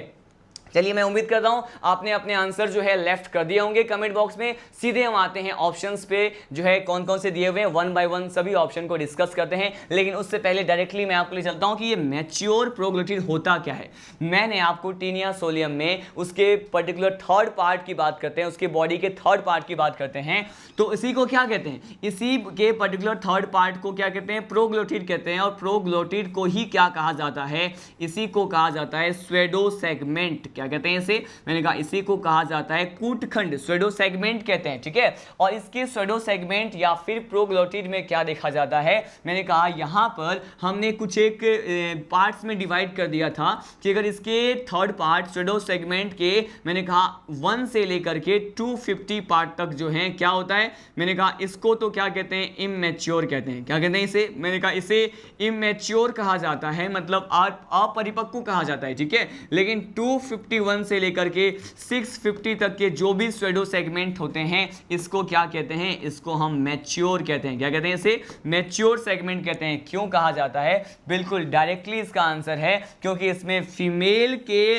रिप्रोडक्टिव ऑर्गन भी होते हैं, फीमेल के जो हैं मतलब मादा जननांग भी होते हैं, और साथ साथ यहाँ पर क्या होता है, मेल के रिप्रोडक्टिव ऑर्गन्स भी होते हैं। इसीलिए due to the presence of both type of reproductive organs in the mature segment, इसको हम क्या कहते हैं, मैच्योर प्रोग्लोटिड कहा जाता है। सीधा सा स्ट्रेट फॉरवर्ड हमारा जो आंसर हो गया कि both female and the male reproductive organs, ठीक है। अगर यहाँ पे इसके प्रोग्लोटिड में दोनों ही तरह के मेल भी हो और फीमेल के ऑर्गन्स भी होते हैं, उसको हम क्या कहते हैं, इसको हम मैच्योर कहते हैं। अगर एक सिंगल होता है तो क्या कहते हैं, इसको इमैच्योर कहते हैं, ठीक है। चलिए नेक्स्ट क्वेश्चन की ओर हम आगे बढ़ते हैं। क्वेश्चन नंबर 13 क्या है, क्वेश्चन नंबर 13 दिया हुआ है एक डिजीज के बारे में। इसे क्या कहते हैं, इसे कहते हैं एलिफेंटिएसिस। एलिफेंटिएसिस डिजीज इज कॉज्ड बाय, बिल्कुल सिंपल सा क्वेश्चन है। आपने एस्केरिस वाले मतलब पर्टिकुलर जब हमने पढ़ा था एसके हेलमिंथीज, वहां पर हमने इसके बारे में डिस्कस किया था कि ये जो एलिफेंटिएसिस डिजीज होता है जिसे हम हाथी पांव रोग कहते हैं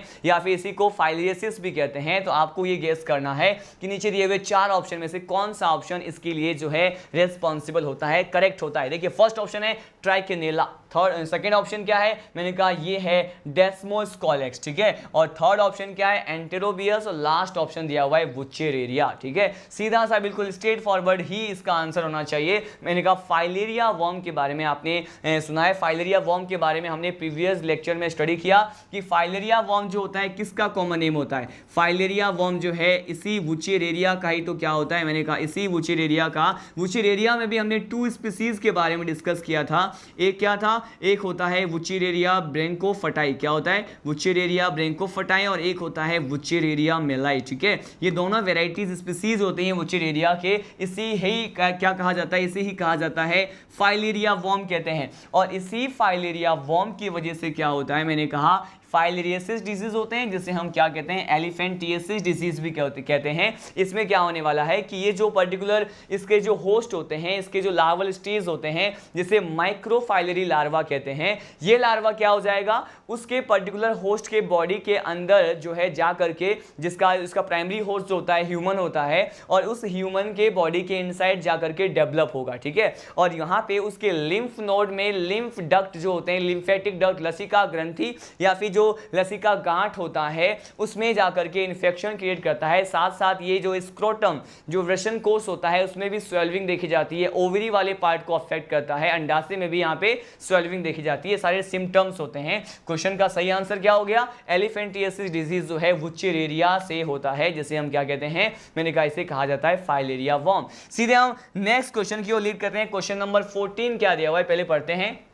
यहाँ दिया हुआ है ए temporary clitellum occur during the breeding season in. यहाँ पे क्लाइटेलम जो एक स्ट्रक्चर मैंने आपको बताया था, क्लाइटेलम क्या होता है, क्लाइटेलम एक ग्लैंड्यूलर स्ट्रक्चर होता है, ग्रंथिल संरचना होती है। और ये पूछा है कि क्लाइटेलम के लिए कौन सा ऑप्शन आपको सही दिख रहा है। 4 ऑप्शन है आपके पास, 4 ऑप्शन कौन सा है, मैंने कहा फर्स्ट ऑप्शन है फेरेटिमा, सेकंड ऑप्शन है हेटेरोनेरीज, थर्ड ऑप्शन है हिरुडिनेरिया, और फोर्थ ऑप्शन क्या है, एफ्रोडाइट। इन चारों ऑप्शन में से आपको पहचान जानना है कि इन चारों स्पीसीज में बेसिकली कौन सा ऑप्शन ऐसा है जिससे बिलोंग करता है क्लाइटेलम। ठीक है, चलिए सीधे हम डिस्कस करते हैं। मैंने आपको क्या बताया था क्लाइटेलम के बारे में, आपको बताया था क्या कि अगर हमने एलिडा फाइलम को जो डिस्कस किया था, इस एलिडा फाइलम में आपको क्या बताया था कि ये जो क्लाइटेलम होता है, ठीक है, हम यहाँ पे डिस्कस करते हैं कि क्लाइटेलम है क्या। क्लाइटेलम जो होता है एक ग्लैंड्यूलर स्ट्रक्चर है। क्या है ये? मैंने कहा क्लाइटेलम एक ग्लैंड्यूलर स्ट्रक्चर होता है,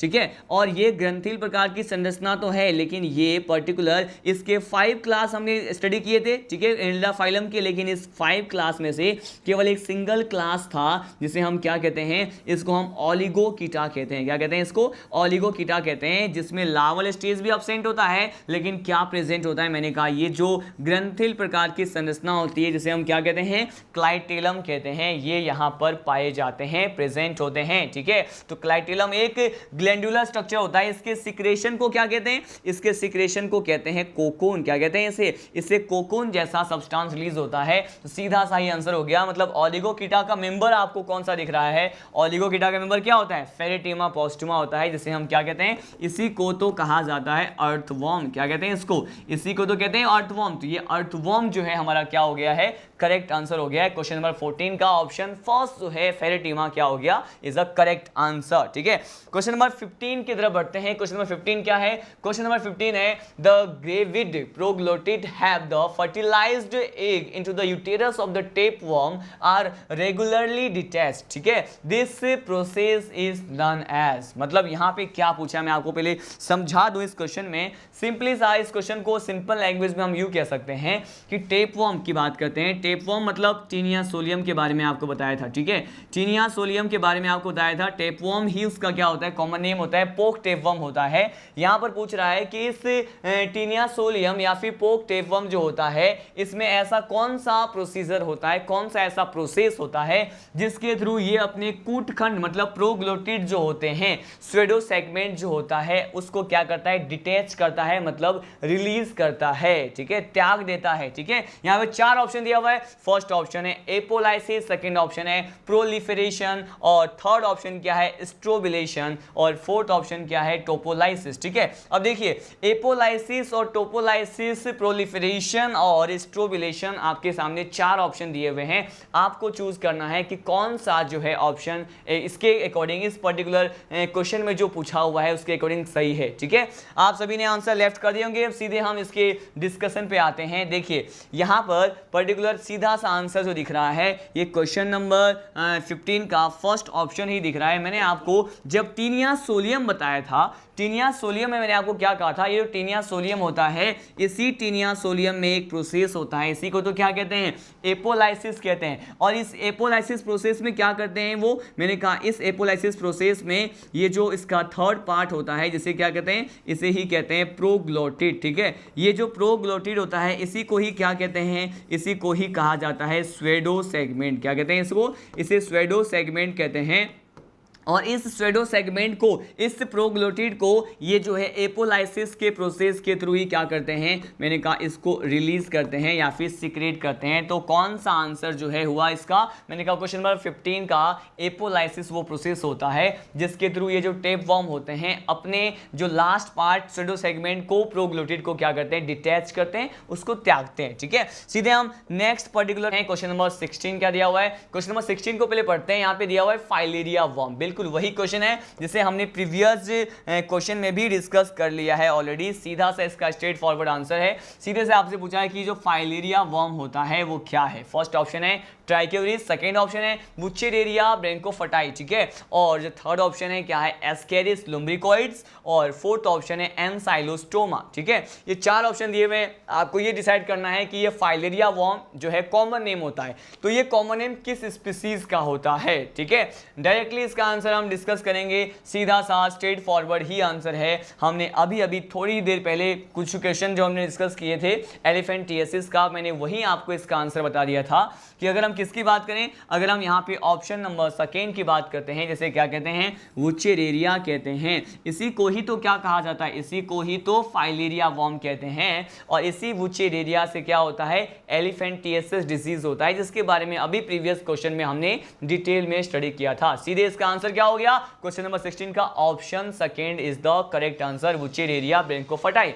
सीधे हम नेक्स्ट क्वेश्चन की तरफ लीड करते हैं। Question number 17। क्वेश्चन नंबर 17 जो है वो क्या है देखते हैं। क्वेश्चन नंबर 17 यहां पे दिया हुआ है एफ्रोडाइट। क्या दिया हुआ है? एफ्रोडाइट, जिसका कॉमन नेम यहां पे गिवन है सी माउस। इसे क्या कहते हैं? समुद्री चूहा कहते हैं, सी रेड, सी माउस कहते हैं। वो पर्टिकुलर कौन से क्लास से बिलोंग करता है? ठीक है, 4 ऑप्शन दिए हुए हैं, बिल्कुल सिंपल सा ही क्वेश्चन है ये। 4 ऑप्शन में क्या दिया हुआ है? हिरोडिनिया। सेकंड ऑप्शन दिया हुआ है ओलिगोगिटा, और थर्ड ऑप्शन क्या दिया हुआ है? एरिक एनलिडा, और फोर्थ ऑप्शन क्या दिया हुआ है? पॉलीकिटा। आपको ये पहचानना है कि इन चारों क्लासेस जो कि यहाँ पे एनलिडा के बारे में दिया हुआ है, बेसिकली एफ्रोडाइट किस क्लास से बिलोंग करता है, मतलब सी माउस जो होता है, सी रेड जो होता है, वो किस क्लास से बिलोंग करता है। सीधे से हम बात करते हैं यहाँ पे हिरोडिनिया में। तो हमने क्या स्टडी किया था? जो फर्स्ट ऑप्शन यहाँ पे दिया हुआ है, हिरोडिनिया में क्या डिस्कस किया था? हिरोडिनिया में हमने पेंटोपडेला और इसके साथ साथ लीच के बारे में हमने स्टडी किया था। एरिक एनलिडा में हमने यहाँ पे डायनोफिलस, एक सिंगल मेंबर जो कि प्रिमिटिव टाइप के क्या होते हैं, एनलिडा के मेंबर होते हैं, उसके बारे में, जिसमें इंटरनल सेगमेंटेशन प्रेजेंट होता है, ट्रोकोफोर लार्वल स्टेज प्रेजेंट होता है, जो सी में प्रेजेंट होते हैं, वो होते हैं क्या? डायनोफिलस होते हैं, जो कि किससे आते हैं? मैंने कहा एरिक एनलिडा में आते हैं। सीधे हम यहाँ पे सेकंड ऑप्शन की ओर बढ़ते हैं। सेकंड ऑप्शन है, ये दिया हुआ है ओलिगोकिटा। ओलिगोकिटा में तो हमने अर्थवॉर्म, फेरेटिमा पोस्टुमा, मेगास्कोलेक्स, लुम्ब्रिकोइड्स के बारे में स्टडी किया था। ये तो क्या है? ये बिल्कुल भी करेक्ट नहीं है। सीधे आंसर क्या हो गया? मैंने कहा पॉलीकिटा। पॉलीकिटा में मैंने आपको किस किस के बारे में बताया था? इसी में ही मैंने आपको एफ्रोडाइट भी बताया था, और एफ्रोडाइट के साथ साथ मैंने आपको क्या बताया था? यहाँ पर इसी पर्टिकुलर पॉलीकिटा के क्लास में ही कौन सा मेंबर आता है? इसे हम कहते हैं नेरीज। ठीक है, और नेरीज के बारे में आपको स्पेशल पॉइंट बताया था, इसे हम रेत कृमि कहते हैं, क्लेम वॉर्म, रेग वॉर्म और सैंड वॉर्म भी कहते हैं। ठीक है, तो ऑप्शन कौन सा करेक्ट हो गया? मैंने कहा इस क्वेश्चन नंबर 17 का ये जो फोर्थ ऑप्शन है वो क्या हो गया है? करेक्ट हो गया है। पॉलीकिटा इसका क्या है? आंसर है। ठीक है, हम नेक्स्ट क्वेश्चन की ओर लीड करते हैं। क्वेश्चन नंबर 18 कौन सा है देखते हैं। क्वेश्चन नंबर 18 में पूछ रहा है लीच के बारे में। अगेन लीच के बारे में पूछ रहा है कि leech belong to the class. बिल्कुल सिंपल सा इजी गोइंग क्वेश्चन है। यहाँ पे 4 ऑप्शन आपको दिखाई दे रहा है, चारों में से आपको पहचानना है कि आखिर कौन सा क्लास है जिससे लीच मतलब जोंक, हिरोडिनिया जो है वो बिलोंग करता है। देखिए यहाँ पे फर्स्ट ऑप्शन है पॉलीकिटा, सेकंड ऑप्शन है ओलिगोकिटा, थर्ड ऑप्शन है हिरोडिनिया, और लास्ट ऑप्शन जो है क्वेश्चन नंबर 18 का ये क्या है? ये है आर्की एनलिडा। इन चारों क्लासेस में से आपको पहचानना है कि ऐसे कौन से क्लास हैं एनलिडा के जिससे पर्टिकुलर कौन सा मेंबर बिलोंग करता है। मैंने कहा लीच बिलोंग करता है। देखिए सीधा सा है, लीच का ही कॉमन नेम क्या होता है? मैंने कहा लीच को ही क्या कहते हैं? लीच को ही तो कहते हैं हिरोडिनेरिया। क्या कहते हैं? हिरोडिनेरिया कहते हैं। और बेसिकली यही किस क्लास से बिलोंग करेंगे? मैंने कहा यहाँ पे ऑप्शन नंबर जो यहाँ पे थर्ड आपको दिखाई दे रहा है, इसे क्या कहते हैं? हिरोडिनिया क्लास जो होता है उसी का मेंबर क्या होता है? हिरोडिनेरिया, जिसे हम लीच कहते हैं, जिसके पास क्या कौन सा नेचर होता है? मैंने कहा सैंग्यूवोरस नेचर के होते हैं, ब्लड को शक करते हैं, इनके पास सकर्स इनके एंटीरियर और पोस्टीरियर पार्ट पे प्रेजेंट होता है। ठीक है, मैंने कहा ये ब्लड को शक करने के लिए रिस्पॉन्सिबल होते हैं। And it is the member of which class of the Annelida phylum? मैंने कहा इट इज हिरोडिनिया क्लास। ठीक है, यहाँ पे सीधे ही नेक्स्ट क्वेश्चन, क्वेश्चन नंबर 19 की तरफ लीड करते हैं। क्वेश्चन नंबर 19 में क्या दिया हुआ है ये पहले क्वेश्चन रीड करते हैं। Which is the infective stage of the Ascaris for the main? यहाँ पे पूछ रहा है कि ये जो है मेन के लिए, मनुष्य के लिए संक्रामक अवस्था है एस्केरिस का, कौन सा ऐसा स्टेज है जो इन्फेक्टिव स्टेज कंसीडर किया जाता है? आपके पास 4 ऑप्शन है। फर्स्ट ऑप्शन क्या है? फर्स्ट ऑप्शन है फर्स्ट लार्वल स्टेज। कौन सा है? क्या ये प्रथम लार्वा अवस्था है? सेकेंड ऑप्शन है सेकेंड लार्वल स्टेज, जिसे हम कहते हैं रैप्डिटिफॉर्म लार्वा। ठीक है, थर्ड ऑप्शन क्या है? यहाँ पे है इंसिस्टेड एग, और फोर्थ ऑप्शन क्या है? एडल्ट। इन 4 ऑप्शन में से जल्द आप मुझे ये आंसर करें कि चारों ऑप्शन में से कौन सा वो लार्वल स्टेज है एस्केरिस का जो मेन को क्या करेगा? इन्फेक्ट करेगा। बिल्कुल इजी गोइंग क्वेश्चन है। मैंने आपको प्रीवियस क्वेश्चन में भी एक लार्वल स्टेज ऑफ एस्केरिस के बारे में बताया था। इसे क्या कहते हैं? रैप्डिटिफॉर्म कहा जाता है। और रैप्डिटिफॉर्म के बारे में ही तो मैंने आपको एसके एलिमेंट्रीज में जब मैंने एस्केरिस का लाइफ साइकिल डिस्कस किया था, वहां पर मैंने आपको बताया था कि इसका जो सेकेंड लार्वल स्टेज होता है जिसे रैप्डिटिफॉर्म लार्वा कहते हैं, इसी को ही रैप्डियोट भी कहा जाता है। तो इसका सेकेंड लार्वल स्टेज ही वो पर्टिकुलर स्टेज होता है जो कि क्या करेगा? जो कि मेन को इन्फेक्ट करेगा, उसके लिए संक्रामक अवस्था कंसीडर किया जाता है। सीधे से इस क्वेश्चन का, क्वेश्चन नंबर 19 का ऑप्शन सेकेंड ही हमारा क्या है? करेक्ट आंसर है। ठीक है, सीधे लीड करते हैं हमारे लास्ट क्वेश्चन की तरफ। क्वेश्चन नंबर 20 क्या दिया हुआ है? क्वेश्चन नंबर 20 है, what name is given to the condition in which the testis in ascaris. बिल्कुल सिंपल सा क्वेश्चन है, मैं आपको समझा दूं क्या पूछा है इसने कि एस्केरिस में जो टेस्टिस प्रेजेंट होते हैं वो कितने होते हैं? मैंने कहा वो सिंगल होते हैं। ठीक है, अगर सिंगल टेस्टिस जो है एस्केरिस में प्रेजेंट होता है तो इस कंडीशन को डिफाइन करने के लिए एस्केरिस के लिए कौन सा ऑप्शन जो है आपके अकॉर्डिंग एप्रोप्रिएट है, करेक्ट लग रहा है? चार ऑप्शन है आपके पास। फर्स्ट ऑप्शन है मोनोडेल्फिक, सेकंड ऑप्शन है डाइडेल्फिक, थर्ड ऑप्शन है मोनोरिक और लास्ट ऑप्शन क्या है? एलेरिक। ये चार कंडीशन दिए हुए हैं टेस्टिस के मेल एस्केरिस के लिए दिया हुआ है। आपको सीधे से पहचानना है कि यहां पे कौन सा ऑप्शन जो है वो सही है। ठीक है, मैं उम्मीद करता हूं आप सभी ने इसके जो है आंसर पिक कर दिए होंगे। हमने इसको कहां स्टडी किया था? जब मैंने एस्केरिस पढ़ाया था आपको, उसके कुछ एक नोट पॉइंट स्पेशल करेक्टर वाले पॉइंट में इसको बताया था। मैंने आपको कहा था दो स्टेज के बारे में, एक तो हमने स्टडी किया था डाइडेल्फिक और एक हमने स्टडी किया था मोनोरिक के बारे में। ठीक है, मैंने आपको डाइडेल्फिक तो किस में बताया था? ये जो फीमेल एस्केरिस होते हैं, फीमेल एस्केरिस में आपको बताया था इसमें नंबर ऑफ ये जो ओवरी होते हैं, नंबर ऑफ यूटेरस जो होता है वो कितने होते हैं? दो होते हैं। ठीक है, दो गर्भाशय, दो अंडाशय नलिका यहां प्रेजेंट होते हैं, जिसको डिफाइन करने के लिए इस तरह के कंडीशन के लिए जो टर्म यूज करते हैं उसे क्या कहते हैं? डाइडेल्फिक कहते हैं। ठीक है, लेकिन यहां पे जो करेक्ट आंसर होना चाहिए वो कौन सा है? ये है ऑप्शन थर्ड। क्या है ये? ऑप्शन थर्ड है। इसे हम क्या कहते हैं? इसे हम मोनोरिक कहते हैं। क्या कहते हैं इसे मोनोरिक कहा जाता है। ये वो कंडीशन है जो मेल एस्केरिस में टेस्टिस के नंबर को रिप्रेजेंट करने के लिए, उसको दिखाने के लिए यूज किया जाता है। हमने यहाँ पे 20 क्वेश्चन को क्या कर लिया है? 1 बाय 1 डिस्कस कर लिया है। साथ साथ हमने इसी लेक्चर में जो है ऑर्थ्रोपोडा फाइलम के कुछ एक जनरल कैरेक्टर्स को भी स्टडी किया कि उसके हेड पे किस तरह के आइज प्रेजेंट होते हैं, एंटीना की का जो है क्या वर्क होता है, इसमें जो सेगमेंटेशन मेटामेरिक टाइप का प्रेजेंट होता है तो उसके बॉडी के सेगमेंट कितने होते हैं। ठीक है, हमने ये सारी पॉइंट्स को डिस्कस करने के बाद मैंने आपको ये जो प्रीवियस फाइलम जो हमने स्टडी किया है उसके 20 इंपोर्टेंट क्वेश्चन जो हैं आपके साथ क्या किए? डिस्कस किए। मैं उम्मीद करता हूं आप सभी के जो है मोस्ट ऑफ द स्टूडेंट के क्वेश्चन के जो आंसर्स हैं वो क्या हुए होंगे? वो सही हुए होंगे। ठीक है, हम अगेन इसको जो है नेक्स्ट लेक्चर में ही स्टडी करने वाले हैं, ऑर्थ्रोपोडा फाइलम ही स्टडी करेंगे। मैं आपको लाइव प्रोसेसेस के साथ साथ क्लासिफिकेशन ऑफ ऑर्थ्रोपोडा फाइलम के बारे में बताऊंगा। तब तक के लिए जय हिंद, जय राजधानी।